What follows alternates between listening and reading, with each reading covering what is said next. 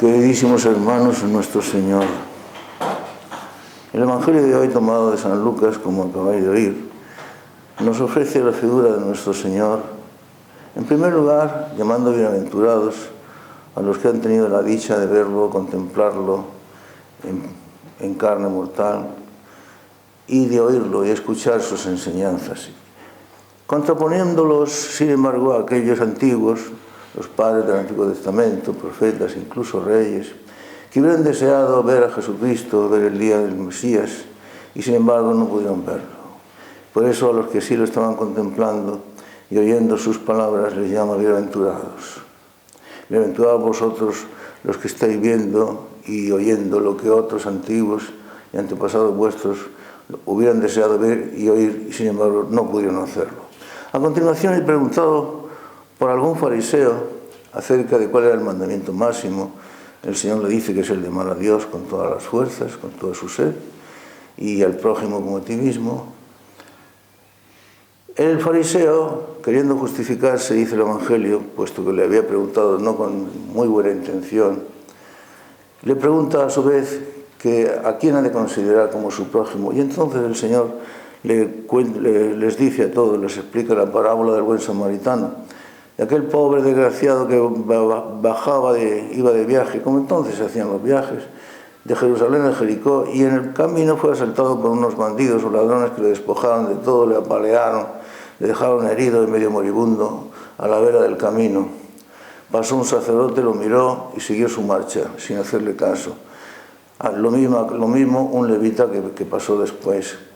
Y por fin pasó un samaritano precisamente, ya sabéis, despreciado por los judíos, que se compadeció de aquel desgraciado, le limpió las heridas como pudo, con aceite, con vino, lo montó en su cabalgadura, lo llevó hasta la posada más próxima, lo instaló allí, hizo lo que pudo con él y le pagó al posadero unos denarios. Le dijo: mira, cuídalo bien, y si has de gastar algo más en su persona, yo al volver te lo pagaré.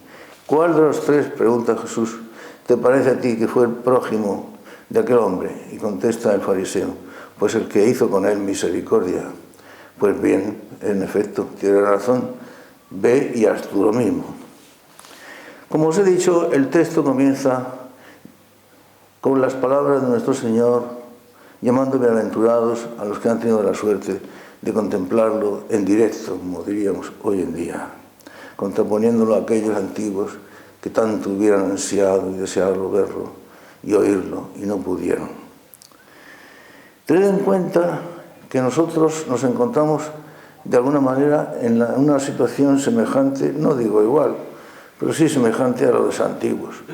Nosotros tampoco vemos directamente la persona del Señor, lo contemplamos cara a cara, ni oímos directamente sus palabras, ni escuchamos sus enseñanzas de su propia boca, etc. Y por lo tanto nos encontramos también con la dificultad de encontrarlo, de conocerlo, con un deseo que existe en nuestro corazón y una ansia y una nostalgia de haberlo conocido, de haberlo contemplado, de haberlo escuchado, de haber estado cerca de él. Porque este deseo insatisfecho para nosotros, vivimos en esa nostalgia de Jesús, en la búsqueda constante, y toda nuestra vida es eso, una búsqueda constante y un caminar constante hacia la casa del Padre, en donde por fin esperamos contemplarle a Él, a Jesús, cara a cara, conocerle como Él nos conoce, verle como Él nos ve, y abrazarle y acariciarle como Él desea hacer también lo mismo con nosotros. Pero nos encontramos con que no le vemos, no le contemplamos tampoco nosotros. Le conocemos, eso sí, a través de la fe, el testimonio de los apóstoles que ha llegado hasta nosotros, y la fe, que es una virtud infusa, que radica en nuestra alma y que de alguna manera, de una manera firme y segura, nos hace conocer a Jesús.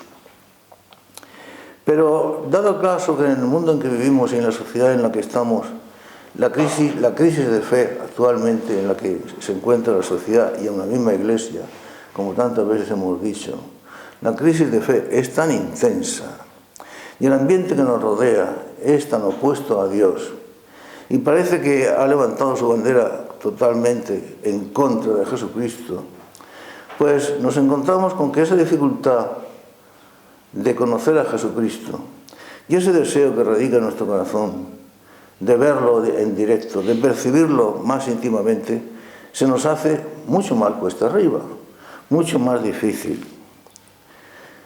Tened en cuenta, mis queridos, que como hemos dicho muchas veces, en la enseñanza de la fe, en la fe cristiana, existen dos clases de misterios.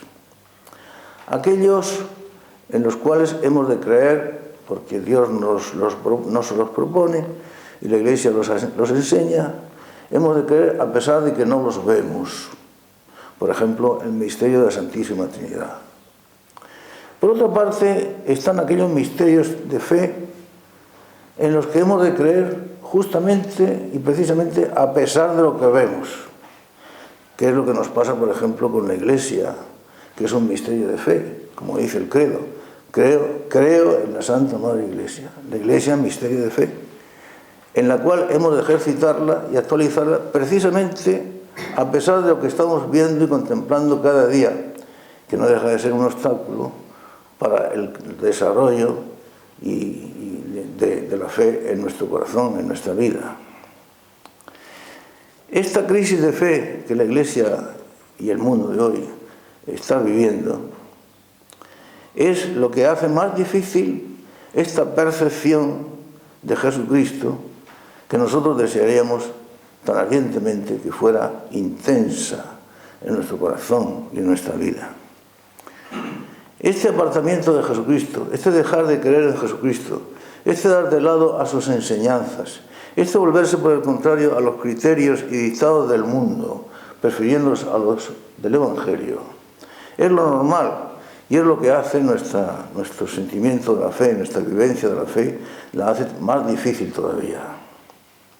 Alguien decía últimamente, no hace muchos días, que parece que es privilegio de los cristianos poseer el monopolio del ridículo. Y este ridículo, porque es verdad, que tantas veces los cristianos llevamos a nuestra propia vida, a nuestra vida como tales cristianos, pues es también, puede serlo, sobre todo para aquellos de fe más débil o de fe vacilante, puede ser un obstáculo que se oponga a su propia fe. Ahora, por ejemplo, nos encontramos con ese movimiento que estamos viviendo del terror a la epidemia que se nos avecina, la llamada gripe A. Una ocasión formidable para que muchos hayan dado sus criterios, sus normas a seguir, a fin de poder luchar contra la epidemia. Se prohíbe terminantemente la comunión en la boca por el peligro del contagio y se ordena que la comunión ha de recibirse siempre y en todo caso en la mano. Bueno, la comunión en la boca, efectivamente, claro está, supone un peligro de contagio. Pero el contacto con las manazas de los demás o con las manos de los demás, pues también supone un peligro de contagio, ¿cómo no? A veces las manos contienen en sí más miasmas, más gérmenes y más virus que los que pueda contener la misma boca. Pero en fin, esas son cosas a discutir. El caso es que aunque hay que tener en cuenta el peligro de contagio, y eso es muy razonable y muy necesario, también habría que tener en cuenta la falta de respeto, la falta de consideración, la falta de cariño y de amor y de veneración que supone el trato que se le está tributando hoy en día a la Eucaristía. Yo he visto a la gente coger la comunión en la mano, irse al último banco de la iglesia, o incluso irse a la iglesia con la hostia en la mano. He visto, por ejemplo, a ciertas mujeres coger la Sagrada Hostia, meterla en su bolsito de mano, cerrar el bolso y marcharse. Y he visto tantas cosas. He visto hostias por el suelo. Yo me imagino que este precepto moderno también de la comunión bajo las dos especies, que la comunión con el cáliz, el vino consagrado, también supone un peligro de contagio. Pero acerca de eso no se dice nada. Sí, habría que tener en cuenta el peligro de contagio que supone el distribuir la Sagrada Comunión en la boca. Pero habría de tenerse en cuenta también el peligro que supone el descreimiento, la falta de respeto, de veneración, de cariño con que hoy día se está tratando la Eucaristía de mil formas y maneras. De tal manera que incluso se está haciendo debilitar la fe del pueblo cristiano en la presencia real. Se está viendo, por ejemplo, en las iglesias, no deja de ser ridículo, a monjas con mascarilla, tenían que ser las monjas, con mascarilla en la iglesia para evitar el peligro del contagio de la gripe A. Se suprimen y se prohíben las procesiones. Se prohíbe o se aconseja que no se dé la paz mediante el darse la mano mutuamente unos a otros, y que tal cosa se sustituya por la inclinación de cabeza, con lo cual nos convertimos automáticamente en japoneses. Inclinación por la cabecita. Yo me imagino que todas estas cosas son tanto ridículas, porque no deja de ser ridículo ver una iglesia, la gente haciéndose unos a otros inclinación de cabeza.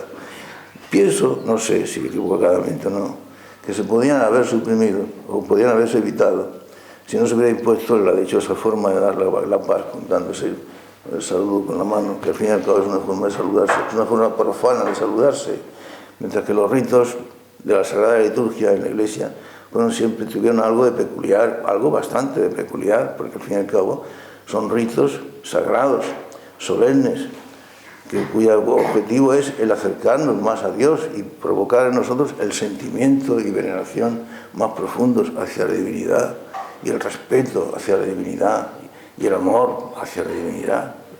Pero en fin, el caso es que, aunque nuestra fe, por la gracia de Dios, sea profunda y sea intensa, de todas maneras el entorno que nos rodea parece contribuir desafortunadamente a debilitar nuestra fe.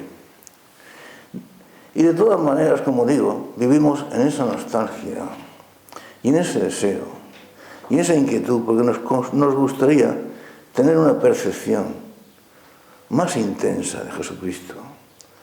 Nos gustaría que su presencia, su persona, su influencia fuera más fuerte en nuestra alma, en nuestro corazón, en nuestra vida.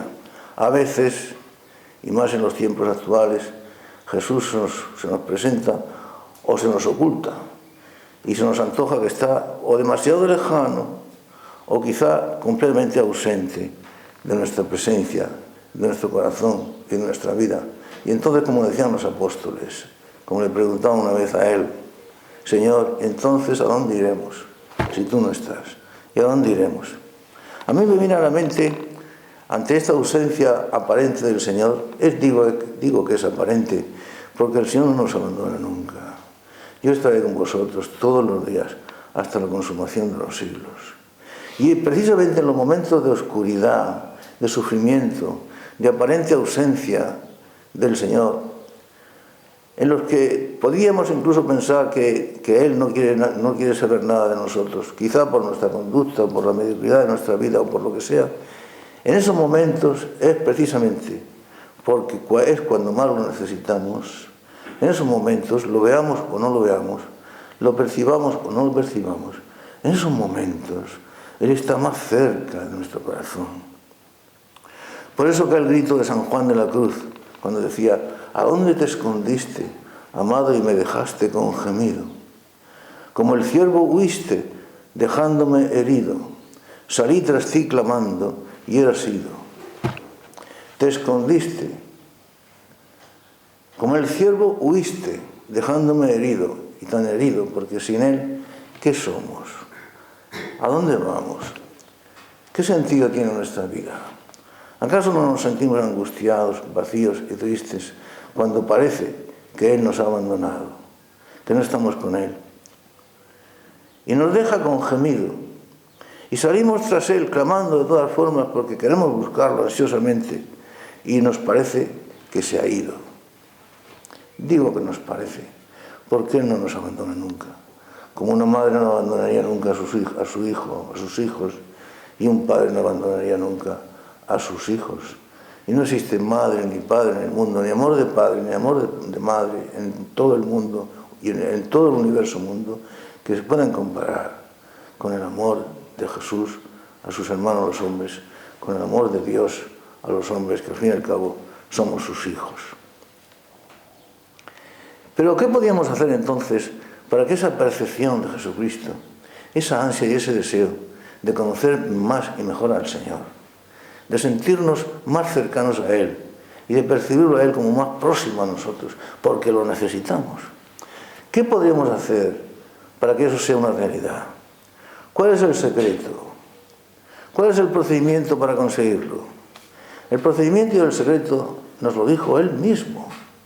Lo que nos ocurre es que a veces, con frecuencia, leemos el Evangelio demasiado deprisa y no nos damos cuenta del significado de las enseñanzas que en él se contienen y sobre todo la profundidad y de la maravilla de las palabras del Señor. Digo que Él mismo nos explicó el procedimiento para que lo podamos ver y percibir, para que lo sintamos más cerca de nosotros, tan cerca que lo podamos sentir en lo más profundo de nuestro corazón. Porque vivo yo, pero ya no soy yo el que vive, sino que es Cristo el que vive en mí, decía San Pablo.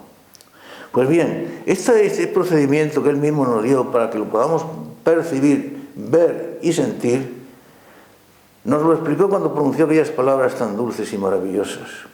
Si alguno me ama, decía Él, si alguno me ama, cumplirá mis mandamientos. Y entonces yo también lo amaré y me manifestaré a Él. ¿Veis? Ahí tenéis la clave y el procedimiento. Es cuestión de amarlo. Es cuestión de intentar seriamente poner en práctica sus enseñanzas. Si alguno me ama, cumplirá mis mandamientos. Es posible que en determinados momentos de nuestra vida, en muchos, sus enseñanzas nos parezcan gravosas, difíciles de poner en práctica, contrarias a lo que el mundo y el entorno de nuestro alrededor piensan. Sin embargo, ese es el procedimiento. Sentir, vivir, practicar sus enseñanzas con seriedad. Intentarlo con seriedad. Nunca podemos decir que las practicamos con seriedad, pero sí podríamos decir que lo intentamos y que deseamos intentarlo y volver a ello una vez más. Y si eso fuera así, yo también lo amaré, dice Jesús, y me manifestaré a Él. No se puede expresar ni decir con más claridad. Entonces Él se nos manifestaría a nosotros. Entonces lo percibiremos, siempre a través de la fe, porque mientras vivimos en la iglesia itinerante, mientras vivimos en el presente eón, en el mundo actual, mientras somos peregrinos en la iglesia terrena, pues viviremos de la fe, como decía San Pablo, el justo vive de la fe. Pero esa fe no es, como creen tantos, oscuridad, es luz segura, es guía indefectible, es abrir la puerta y el corazón a la obra del Espíritu Santo que infaliblemente y con toda certeza y seguridad nos conducirá hacia Jesucristo. Grabará en nuestra mente su imagen, la imagen y figura de su persona, y en nuestro corazón encenderá el fuego de su cariño, de su amor. Y yo lo amaré, yo también lo amaré y me manifestaré a Él. He aquí, ya sabéis que estoy a la puerta y llamo. Si alguno escucha mi voz y me abre, yo entraré y cenaré con Él, y Él cenará conmigo. Siempre la proximidad, siempre la intimidad, siempre la reciprocidad, porque yo cenaré con Él y Él cenará conmigo. Ese es el secreto. Pero en fin, la parábola del buen samaritano nos coloca, como siempre, ante la disyuntiva de conocer cuál es la clave, cuál es el nervio, cuál es la enseñanza más importante de la parábola. El fariseo le pregunta a Jesús, entonces, ¿quién es el prójimo? Amarás a tu prójimo. ¿Pero quién es el prójimo? Pues, mira, pasó el sacerdote, pasó el levita, y por último fue el publicano, precisamente el que auxilió a aquel desgraciado. ¿Cuál de los tres te parece a ti que fue el prójimo, el verdadero prójimo? Pues me parece que fue aquel que ejerció con el desgraciado la misericordia. Pues esa es la respuesta. Ahí tienes la clave. Esa es la solución, la misericordia. Ejercer con los desgraciados la misericordia. Y pensad, hijos míos, que estamos y estaremos siempre rodeados de desgraciados. Y nosotros a nuestra vez somos también unos pobrecitos miserables y desgraciados para los demás, y para nuestros hermanos y para todos. Porque todos los hombres somos desgraciados de una manera o de otra, porque todos los hombres somos débiles, pequeñitos, pecadores y necesitamos de Dios. Pues el que ejerció con él la misericordia. Esta es la clave y la solución de todos los problemas que afectan a la humanidad y la clave de la existencia y de la vida cristianas. El ejercicio con los demás, con nuestros hermanos y con los demás y con todos, el ejercicio de la misericordia.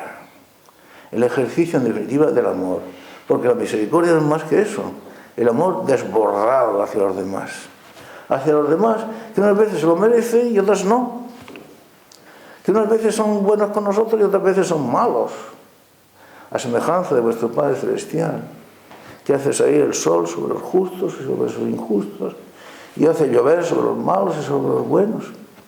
Porque ejercer la misericordia con los buenos, con los que nos siguen, con los que nos apoyan, es relativamente fácil. Pero ejercer la misericordia con los que nos odian, con los que nos persiguen, eso es la máxima expresión del amor. Ese es el meollo y la clave y el centro sobre el que pivota y gira la existencia cristiana, el amor y la misericordia. Hoy en día se habla mucho también dentro de nuestra vida cristiana, dentro del catolicismo mismo, se habla mucho de los derechos humanos. Y se presentan los derechos humanos y la exigencia de los derechos humanos y el grito por el que se exige la puesta en práctica y el reconocimiento de los derechos humanos como la gran panacea, como la gran solución universal.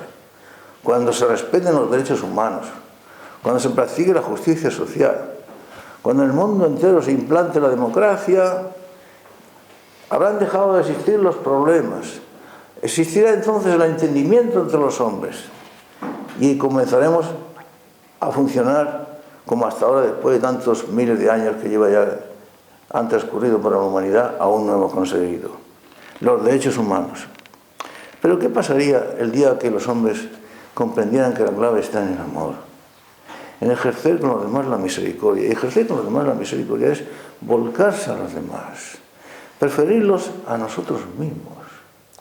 Estar dispuestos a exigir menos y a dar más, a pedir menos, a exigir los derechos humanos, mis derechos, y a pensar más en mis deberes. Cuando nos demos cuenta de que dar, entregar, es mucho más hermoso y una fuente de felicidad mucho mayor que la de exigir y que la de recibir, porque es más hermoso y hay más felicidad en dar que en recibir. Son palabras del mismo Jesús. Cuando nos demos cuenta de que el secreto del amor, llevado al máximo, es incluso no ya el darlo todo por los demás, sino hasta la propia vida, porque nadie demuestra más amor que aquel que da la vida por sus amigos, por los suyos.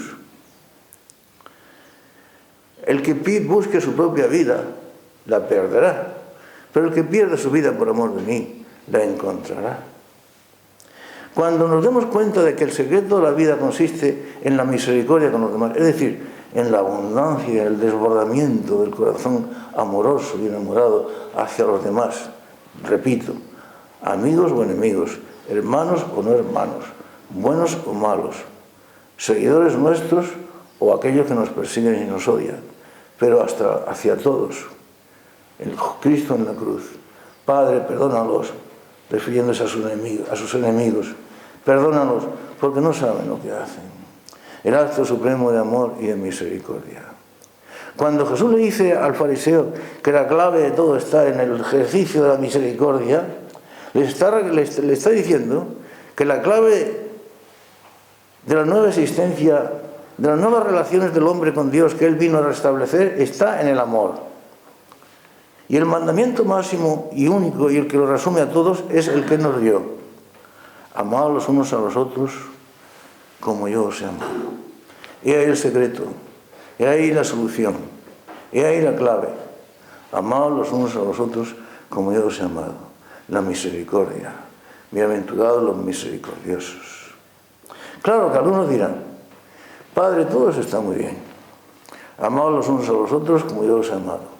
Que nos amemos todos como hermanos y como hijos de Dios y como redimidos por Cristo Jesús el Señor. Que el Señor nos proponga tales y tan maravillosas enseñanzas. Todo eso estaría muy bien si fuera realizable.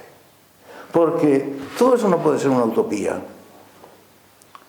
¿Acaso no será eso una utopía? ¿Acaso no será eso una ensoñación? Un pensamiento bellísimo para exponer, pero imposible de llevarlo a cabo. ¿No nos estará usted hablando de utopías? Y yo respondería, primero, tened en cuenta que el que habla y propone tales enseñanzas que vosotros llamáis utopías es nada menos que Jesús, el Hijo de Dios, la palabra de Dios. Y en segundo lugar, que si tales enseñanzas de Jesús fueran utopías o ensoñaciones, habría que reconocer, a fuerza de seriedad y de lógica, que Jesucristo era un soñador. Quizá una buena persona, pero un puro soñador. Y él sabe, a los soñadores no hay que hacerle mucho caso. Pero Jesucristo no era un ensoñador. Jesucristo es la verdad misma. No un hombre sincero, un hombre verdadero. Es la verdad misma. Y el único camino que los hombres pueden seguir, no hay otro. Y la única vida que los hombres pueden asimilar para darse cuenta que están viviendo la única, la auténtica, la verdadera vida que les es posible vivir. Yo soy la verdad, yo soy el camino, yo soy la vida. Porque si damos de lado a estas enseñanzas de Jesús, que son las suyas, esta es la receta que Él nos da, el ejercicio de la misericordia. Yo os doy este mandamiento, que os améis los unos a los otros como yo os he amado. Si pensamos que tales enseñanzas son puras ensoñaciones y puras utopías, y las sustituimos por las recetas que nos da el mundo moderno, incluida muchas veces también la enseñanza de muchos jerarcas de la Iglesia, porque podríamos preguntar, ¿utopías? ¿Pero dónde están las utopías? Porque muchas de las enseñanzas que nos proporciona el mundo moderno, incluido muchas de las catequesis de las enseñanzas que muchos jerarcas de la Iglesia nos proponen, es ahí donde están las verdaderas utopías. Porque son recetas que suenan a recetas de libro de cocina fácil, de cocina rápida, o a recetas de laboratorio improvisado, de laboratorio barato. Por ejemplo, los consejos, recetas, normas y directrices sobre cómo han de comportarse los hombres en la distribución y el gozo de los bienes, lo que se llama la justicia social.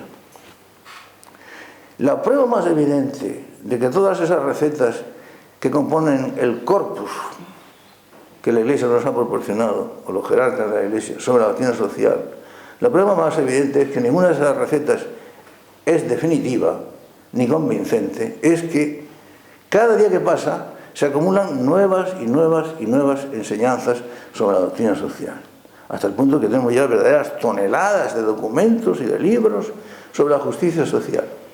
Y cada nuevo documento, cada nuevo libro sobre justicia social no es más que el precedente del documento o del libro siguiente. Y siempre volvemos a lo mismo. Es la solución, ahí la cuestión que nos autorizaría a preguntar. Pero bueno, vamos a ver. ¿Dónde están las utopías? Porque eso hasta ahora está resultando una utopía. Es como si hablamos del falso ecumenismo. ¿Todas las religiones son buenas?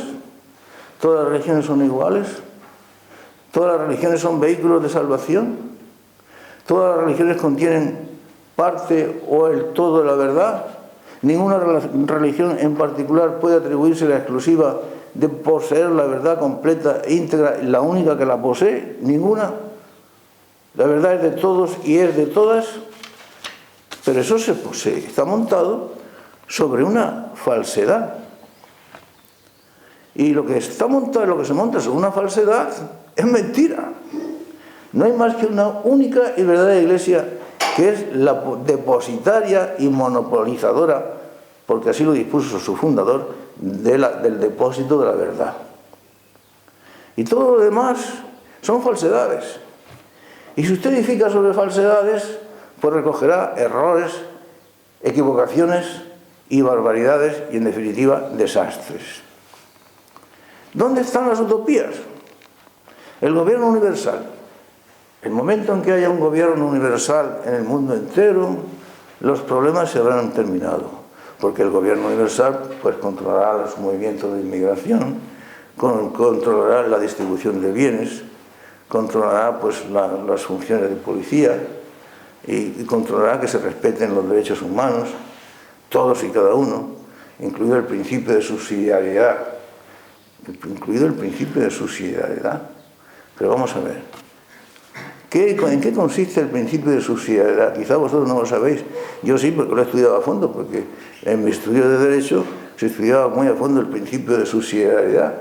El principio de subsidiariedad viene a decir, muy en resumen, lo siguiente: las actividades a realizar por la sociedad humana han de ser llevadas a cabo por los individuos en particular o por las instituciones privadas, y solamente aquellas funciones que sean imposibles o muy difíciles de realizar por los individuos como particulares o por las instituciones privadas, entonces han de ser encomendadas al Estado, como por ejemplo el ejercicio de la justicia, el ejercicio de la función policial, la organización del ejército, cosas todas que han de ser encomendadas al Estado y que no son propias del individuo, por ejemplo, porque nadie puede tomarse la justicia por sus manos.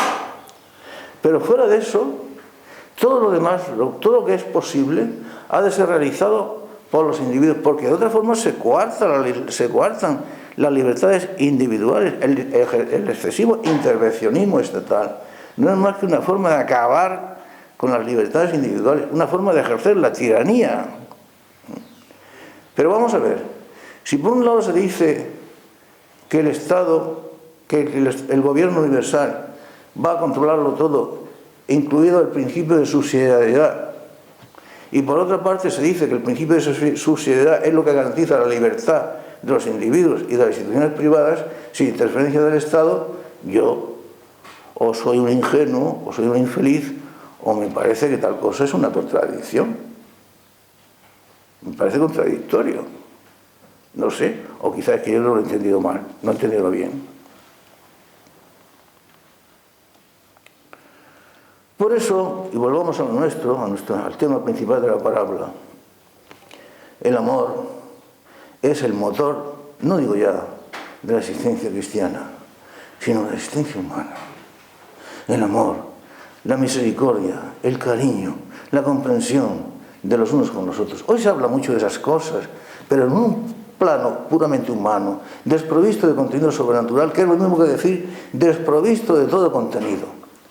El ejercicio del diálogo, la postura de la mano tendida, el respeto a la verdad de cada uno, como si cada uno tuviera derecho a fabricarse su propia verdad y la verdad no fuera única y objetiva. Usted puede, si quiere, dedicarse a decir por todas partes y a proclamarlo, incluso con pancartas, que 2 y 2 son 5, pero eso no hace que 2 y 2 sean 5, porque 2 y 2 sigue siendo 4. La verdad es única para todos los hombres, y no que cada hombre se fabrique la suya propia, en absoluto. Por eso, el amor. Los hombres han sido hechos para amarse los unos a los otros. Porque ¿qué significa vivir en sociedad? Vivir en el amor. El amor que profesan a su Creador y su Padre, que es Dios, y que luego por extensión, porque el amor es extensivo, se extiende a todos los demás hombres que al fin y al cabo son sus hermanos. Los hombres han sido para amarse, para vivir en sociedad, para caminar juntos hasta la casa del Padre, juntos. Los hombres no pueden llevar a cabo su itinerancia sobre la tierra, su caminar hasta la casa del Padre, aisladamente. Dependemos los unos de los otros. Y aunque así no fuera, el cariño y el amor que nos tenemos nos llevaría a desear caminar con nosotros, estar con nosotros, recibir la posibilidad de ayudarles a los otros, admitir la posibilidad de que los demás nos demuestren su amor ayudándonos a nosotros también. Si vas hacia el Otero, deja que te acompañe, peregrino, a ver si el que yo quiero nos da a beber su vino en acabando juntos el camino. Porque el camino lo acabaremos juntos. Y al cielo entraremos con mucha gente, o seremos condenados en el infierno con mucha gente a la que habremos arrastrado nosotros a ese desgraciado lugar, en acabando juntos el camino. Yo recuerdo, y lo he recordado ante vosotros muchas veces, aquel final que a mí me entusiasma y hacía que se me saltaran las lágrimas, aquel final de la gran epopeya de Tolkien, El Señor de los Anillos, cuando la comunidad del anillo se disuelve y se van a separar definitivamente, Merry y Sam se van a su comarca, Gandalf y Frodo y Bilbo se van a los puertos grises, y en ese momento de la despedida le dicen a Gandalf a los que regresan a la comarca: y marchar, a ir juntos, porque siempre hay que marchar 3 juntos que no uno solo. Y no os digo que no lloréis, porque no todas las lágrimas son malas. Marchar juntos, porque es mejor caminar juntos que no uno solo. Y no os digo que no lloréis, porque no todas las lágrimas son malas. A este respecto yo recuerdo aquella frase, aquel pensamiento bellísimo, como todos los suyos, del gran poeta indio Tagore, cuando decía: si lloras cuando se pone el sol, las lágrimas te impedirán ver las estrellas. Un pensamiento que no deja de ser verdadero, pero no en su totalidad, porque no todas las lágrimas son malas, por supuesto que sí. A veces las lágrimas son la expresión del más puro amor, del más puro e intenso amor. Hay lágrimas de rabia y hay lágrimas de desesperación, pero eso no es lo normal. Las lágrimas verdaderas son aquellas que proceden de un corazón enamorado, de un corazón dolorido quizá, apenado quizá, pero por el amor. Las lágrimas ante la muerte de un ser querido, las lágrimas ante la ausencia de un ser querido, las lágrimas del moribundo, que se ve a punto de encontrarse con Dios y se da cuenta de que su vida ha estado demasiado vacía, y que él en ese momento comprende y hubiera deseado que su vida hubiera estado más llena, hubiera sido más completa, más auténtica, más real. Ya no puede hacerlo porque está en el último momento de su existencia, pero entonces llora. ¿De qué? ¿De desesperación? No, llora de amor, porque se da cuenta de que aún le queda una chance, una posibilidad de amar a Dios en esos instantes que le quedan de existencia terrena, de amar a Dios quizá como a él le hubiera gustado amarlo durante toda su vida. Las lágrimas de amor. Las lágrimas de amor. Pero ¿os acordáis del episodio de Jesús cuando manda quitar la piedra que ocultaba el cadáver de su amigo Lázaro, enterrado ya 4 días? Quitad la piedra. Maestro, no podemos hacerlo porque lleva 4 días ya y hiede, huele mal. No os he dicho que si quitáis la piedra veréis la gloria de Dios. Y quitan la piedra, y allá en el fondo, en la profundidad y en la oscuridad del sepulcro, se adivina entre las sábanas que cubrían el cadáver la figura de Lázaro muerto. Y nuestro Señor se echa a llorar como un niño, como un crío. ¿Y por qué lloraba el Señor? Porque ante la muerte de su amigo, que la muerte no deja de ser un dolor, una desgracia, eso sí, gracias a él ahora divinizada, pero la muerte, ante la muerte de su amigo, siente su corazón tan quebrantado, tan dolorido y tan traspasado, que llora como un crío ante la visión del cadáver de su amigo, hasta el punto de que los fariseos comienzan a burlarse. Fíjate cómo lo amaba, pues si tanto lo amaba, él que tiene fama de milagros, de milagrero, ¿por qué no impidió que muriera? Pero hay una nota en el Evangelio de hoy que no nos puede pasar desapercibida. Entre aquellos que pasaron y presenciaron a la vera del camino aquel desgraciado que había sido despojado y herido por los ladrones, nuestro Señor enumera a 3 clases de personas, por orden especial, de más categoría a menos categoría, de mayor a menor. Primero pasa un sacerdote, no le hace ningún caso al desgraciado. Luego pasa un levita, una categoría inferior al sacerdocio, pero también comprometida con el templo y con el culto. Y por último pasa un infeliz, un samaritano, despreciado por los judíos, un paria para los judíos. Y es este precisamente el único que auxilia al que había sido despojado y herido por los bandidos. Esta nota que nuestro Señor inserta en la parábola no deja de hacernos pensar en que lleva una cierta intención. Incluso si lo queremos pensar así y decir así, una cierta mala intención. ¿Por qué el Señor no lo recalca? ¿Por qué recalca a Jesús que el primero que pasa es un sacerdote y no le hizo caso? A continuación pasa otro individuo también comprometido con el culto y tampoco le hace caso. Y luego el más desgraciado, el más infeliz, al que menos le hubiera correspondido, es el único que auxilia al que había sido herido y despojado por los bandidos. ¿Verdad que podemos pensar con toda verdad y con toda probabilidad que las intenciones del Señor, al exponerlo así, llevaban cierta malicia por hablarlo a nuestro idioma y expresarlo como nosotros solemos hablar? ¿Por qué hace eso el Señor? Quizá por hacernos ver que la santidad, que no es más que el ejercicio de la caridad y del amor, el ejercicio de la misericordia, desgraciadamente, no siempre se encuentra en su estado más puro o incluso en su estado más débil, en las personas y en las estructuras que de por sí debieran de tentar la auténtica santidad, la verdadera religiosidad, por decirlo así, en las estructuras o en las personas oficiales. Quizá el Señor quiso hacernos ver que la santidad oficial no siempre coincide con la santidad verdadera, con la santidad real. Y que muchos que oficialmente, públicamente, son aclamados y venerados y tenidos por santos o por personas altamente influyentes e importantes, incluso en la vida espiritual de los demás, a los ojos de Dios no son nada. Y al contrario, muchos infelices, desgraciados, despreciados por el mundo, débiles, pequeños, incluso considerados como malos, como pecadores, como delincuentes, si queréis, a los ojos de Dios lo son todo. Y son precisamente los que salvan a la Iglesia y los que conducen al mundo. Al contrario de lo que el mundo piensa y de lo que muchos sienten, te doy gracias, oh Padre, porque has ocultado estas cosas, la verdad de tantas cosas, a los sabios y prudentes del mundo.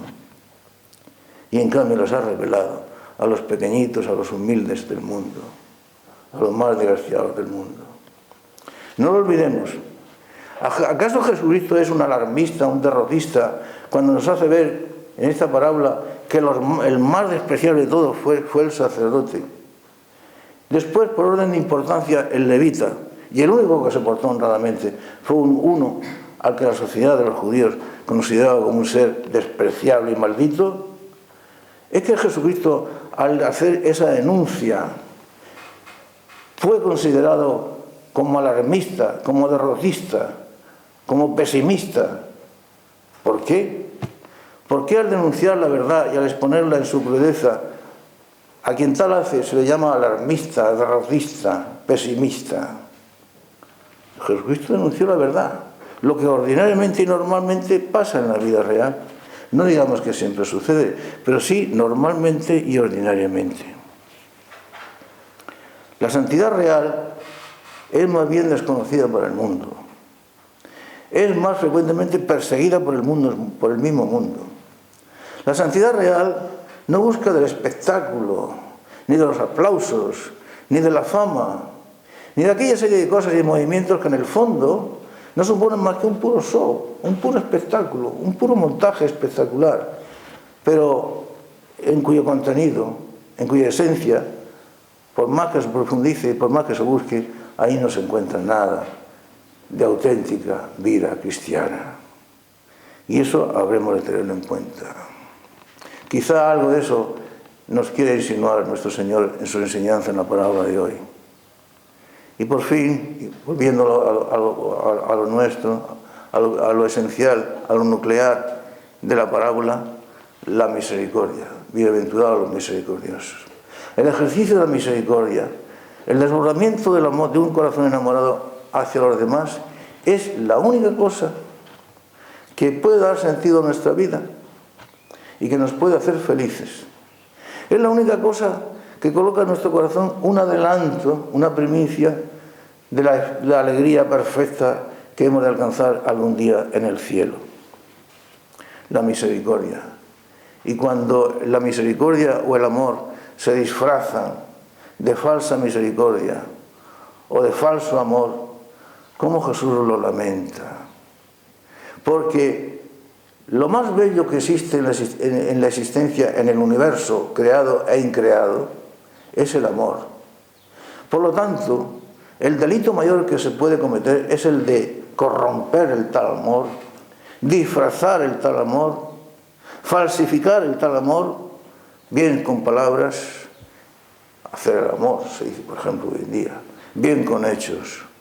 Por eso, el momento de la pasión, los momentos que preceden a la pasión, en el huerto de los olivos, cuando Jesús va a ser prendido por sus enemigos y se adelanta Judas, tal como se había convenido, para dar la señal, y le da un beso al maestro. Nuestro Señor le mira entristecido. No le reconviene, no le hace una reconvención, simplemente le expresa una queja que sale de lo más profundo de su corazón. Judas, pero Judas, con un beso, precisamente con un beso entregas al Hijo del Hombre. Utilizas un beso para llevar a cabo una traición y además a tu mejor amigo. ¿Cómo es posible eso? Y con un beso, que es la expresión del amor, una expresión, de las más íntimas expresiones del amor. Pues bien, bienaventurados los misericordiosos.